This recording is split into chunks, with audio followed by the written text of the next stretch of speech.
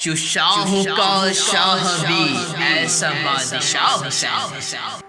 ہم اپنے امام حسین رضی اللہ تعالی عنہ کا نام بڑے فخر سے لیتے ہیں، اور وہ یزید پلید جو کہ فاسق تھا، فاجر تھا، مسلمانوں کا قاتل تھا، زانی تھا، شرابی تھا، اس نے مکۃ المکرمہ کے اندر بیٹھ کر شراب پی، مدینۃ الرسول میں 700 صحاباؤں کو شہید کیا، 10,000 تابعین کو قتل کیا، اور 300 نوجوان خواتین کی آبرو ریزی کی۔ اب وہ یزید جب تخت نشین ہوا تو امام حسین رضی اللہ تعالی عنہ کو بلا کر ولید بن عقبہ نے کہا کہ تم یزید کے لیے بیعت کر لو۔ حضرت امام حسین رضی اللہ تعالی عنہ نے دو ٹوک کہا کہ یہ کیسے ہو سکتا ہے کہ میں اس جیسے ظالم شخص کے ہاتھ پر بیعت کروں؟ مروان بن حکم نے مشورہ دیا، موقع ہے جانے نہ دو، اگر یہ چلے گئے تو دوبارہ قابو پانا مشکل ہوگا، لہٰذا ابھی قتل کر دیا جائے۔ جب یہ آواز امام حسین رضی اللہ تعالی عنہ کے کانوں تک پہنچی، روایات میں آتا ہے آپ نے انہی قدموں کے بل پلٹ کر نیام سے باہر تلوار نکالی اور نکالنے کے بعد ہوا میں لہرانا شروع کر دی۔ کہا، ولید بن عقبہ تو ہمیں جانتا نہیں ہم کون ہیں؟ انا حسین ابن علی ابن علی طالب، میں حسین ہوں، علی کا بیٹا ہوں، اور علی ابو طالب کا بیٹا ہے۔ ہمارے گھر میں قرآن اترتا رہا ہے، ہمارے گھر میں فرشتے آتے رہے ہیں۔ یزید فاسق ہے، فاجر ہے، مسلمانوں کا قاتل ہے، اس لیے حسین ڈنکے کی چوٹ پر یزید کی بیعت سے انکار کرتا ہے۔ آپ نے انکار بیعت کی وجہ بیان کر دی۔ واقعہ بہت طویل ہے، 150 خطوط تھے کوفیوں کے جنہوں نے لکھا تھا کہ ہمارا کوئی امام نہیں، آپ آئیں، ہم آپ کی قیادت میں حق کا علم لہرانا چاہتے ہیں۔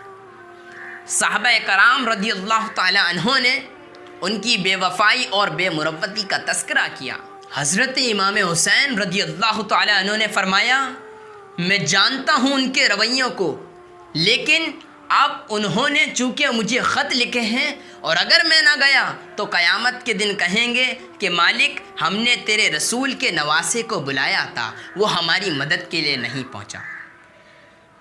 فرمایا، اگر میں جاتا ہوں اور کلمہ حق بلند ہو جاتا ہے تو پھر بھی درست، اور اگر وہ بے وفائی کرتے ہیں اور اس رستے میں مجھے جان بھی دینا پڑتی ہے تو پھر بھی کوئی بات نہیں، پھر بھی مراد کو پہنچا ہوا اپنے آپ کو پاؤں گا۔ آپ مکۃ المکرمہ سے کوفے کی سمت روانہ ہوئے۔ رستے میں حضرت مسلم بن عقیل رضی اللہ تعالی عنہ کی شہادت کی خبر ملی، لیکن پھر بھی آپ آگے بڑھتے چلے گئے۔ کوفہ سے 2 منزل دور حر بن یزید 1000 کے لشکر کے ساتھ مزاحم ہوا اور آپ کو روک کر کربلا کے تپتے ہوئے ریگزاروں میں لے گیا۔ آپ نے کہا، میں یزید کی بیعت کسی صورت میں نہیں کروں گا، جسے حق ہی قبول ہو، یہی جس کا اصل اصول ہو، جو نہ بک سکے نہ جھک سکے، اسے کربلا ہی راز ہے۔ حضرت امام حسین رضی اللہ تعالی عنہ 2 محرم الحرام کو کربلا میں پہنچے، اور 9 محرم تک آپ اس انداز میں مفاہمت کی بات اس انداز کے ساتھ کرتے رہے کہ میں یزید کی بیعت کسی صورت نہیں کروں گا، جبکہ ان کا یہی مطالبہ تھا کہ ہر صورت میں یزید کی بیعت کرنی ہوگی، اس کے علاوہ کوئی دوسری صورت نہیں۔ آپ نے انکار بیعت کی وجہ بیان کر دی تھی۔ پھر 9 محرم الحرام کو یہ بات طے ہو گئی، اگر بیعت نہیں کرنی تو لڑائی کے لیے تیار ہو جاؤ۔ حضرت امام حسین رضی اللہ تعالی عنہ نے مقام بیضہ پر خطبہ دیتے ہوئے کہا تھا کہ لوگوں، میں جانتا ہوں میرے ساتھ کیا ہونے جا رہا ہے، لیکن اس کے باوجود میں میدان میں اس لیے جا رہا ہوں تاکہ میری زندگی تمہارے لیے ایک نمونہ بن جائے۔ آپ نے قیامت تک آنے والی نسلوں کے لیے اپنی زندگی کو ایک نمونہ قرار دیا۔ شاست حسین بادشاہ است حسین، دی است حسین دی پناہ است حسین، سرداد نداد دست در دست عزیز، حق کا کے بنائے لا الہ است حسین۔ جب جبر کی تہیں چمکنے لگیں اور ایک ایک کر 72 میں سے جام شہادت نوش کرنے لگے، کبھی وہاب شہید ہو رہے ہیں تو کبھی زہر، کبھی جوان اکبر کی آواز کربلا کے ریگزاروں میں گونجتی ہے، یا ابتاہ ادرکنی، میرے باپ مجھے پکڑیے۔ تو حضرت امام حسین رضی اللہ تعالیٰ عنہ دوڑتے ہوئے جاتے ہیں اور اپنے بیٹے کو اپنے کاندھے مبارک پر رکھ کر خیمے تک چھوڑ کر رب کی بارگاہ میں اپنے ہاتھوں کو بلند کر کے کہتے ہیں ربنا تقبل منا ھذا القربان، مالک حسین کی یہ بھی قربانی قبول کر لے۔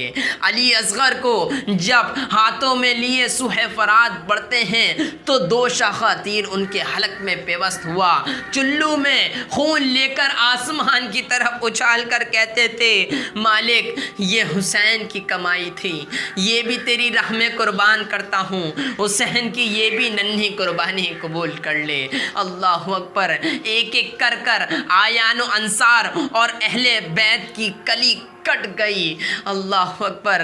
اب حضرت امام حسین رضی اللہ تعالی عنہ ہاتھ میں تلوار لیے میدان عمل میں آئے اور آپ نے تاریخی خطبہ دیا۔ تاریخ کے اوراق میں موجود ہے کہ لوگوں میرا حسب و نسب پہچانو، میں کون ہوں مجھے پہچانو، جلی نہ کرو، نہ خون اپنے ذمے نہ لو، میں وہ ہوں جو رسول اللہ صلی اللہ علیہ وآلہ وسلم کے کاندھوں پر کھیلتا رہا ہوں اور حضور نے مجھے لوریاں دے دے کر پالا ہے، میں حضور کی زبان چوسا کرتا ہوں اور اس وقت دنیا میں کسی نبی کی بیٹی کا بیٹا موجود نہیں، میرا حق پہچانو۔ لیکن اشقیہ کی آنکھوں کے آگے اندھیرا تھا۔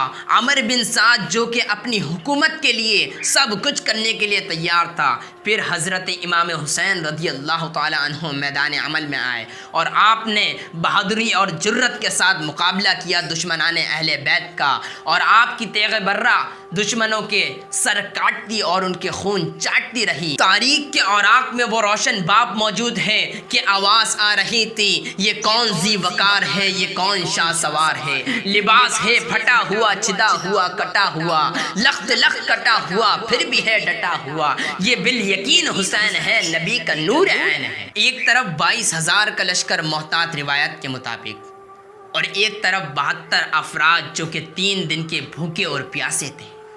باطل ہمیشہ بزدل ہوتا ہے اور اگر حق میدان عمل میں آ جائے تو دنیا کی کوئی ایسی طاقت نہیں جو اسے روک سکے۔ یہ سبق ہمیں امام حسین رضی اللہ تعالی عنہ کی قربانی نے دیا۔ آپ پوری کربلا کی تاریخ پڑھیں، آپ کو نہیں ملے گا کہ حضرت امام حسین رضی اللہ تعالی عنہ کی زبان سے ایک بار بھی ہائے نکلا ہو۔ ہر بڑی سے بڑی قربانی دینے کے بعد آپ نے صبر کے دامن کو تھاما اور بڑی سے بڑی قربانی پیش کرنے کے بعد مصیبت میں اپنے رب کی بارگاہ میں ہاتھ اٹھا کر یہی کہا ربنا تقبل منا ھذا القربان، مالک حسین کی یہ بھی قربانی قبول کر لے۔ اس کا مطلب یہ نہیں ہے کہ مصیبتیں کم تھیں، اس کا مطلب یہ نہیں کہ اذیتیں کم تھیں، ارے مصیبتیں اور تکلیفیں تو اتنی تھیں کہ کائنات کا کلیجہ چاک چاک ہو جائے۔ جب آپ کے اوپر پہ ہم تیر برسنے لگے، محتاط روایات کے مطابق 33 زخم تلواروں کے، 34 گھاؤ نیزوں کے اور 113 سوراخ تیروں کے آپ کے جسم اقدس پر تھے۔ اس وقت آپ کے جسم اقدس سے پھوارے پھوٹ رہے تھے، کائنات دم بخود تھی، آسمان نے بھی آج تک ایسا منظر نہیں دیکھا تھا، آج تک حوروں نے بھی ایسا منظر نہیں دیکھا تھا، زمین بھی کانپ رہی تھی، سورج بھی منہ چھپا رہا تھا، اس سے بھی یہ منظر نہیں دیکھا جا رہا تھا۔ اتنی مصیبت میں آپ کے اوپر تیر اور نیزوں کی برسات میں آپ نے اپنے پیشانی کو سجدے میں رکھ دیا اور آپ کے آخری کلمات یہ تھے اللہم ردن بقضائک وصبرا علی بلائک تسلیما لامرک سبحان ربی العالی۔ مالک جو دکھ آئے اذیتیں آئیں، مصیبتیں پہنچیں، حسین اس پر راضی ہے، سب کچھ قربان کر کے مالک حسین تیری تقدیر پہ راضی ہے۔ مالک تو بھی بتا کہ تو بھی حسین سے راضی ہے کہ نہیں۔ آواز آ رہی ہے، اس پیاسے پر شیر خدا کو ناز ہے، اس نواسے پر محمد مصطفیٰ کو ناز ہے۔ اوروں نے بھی سجدے کیے پر اس کا عجب انداز ہے، اس نے وہ سجدہ کیا جس پر خدا کو ناز ہے۔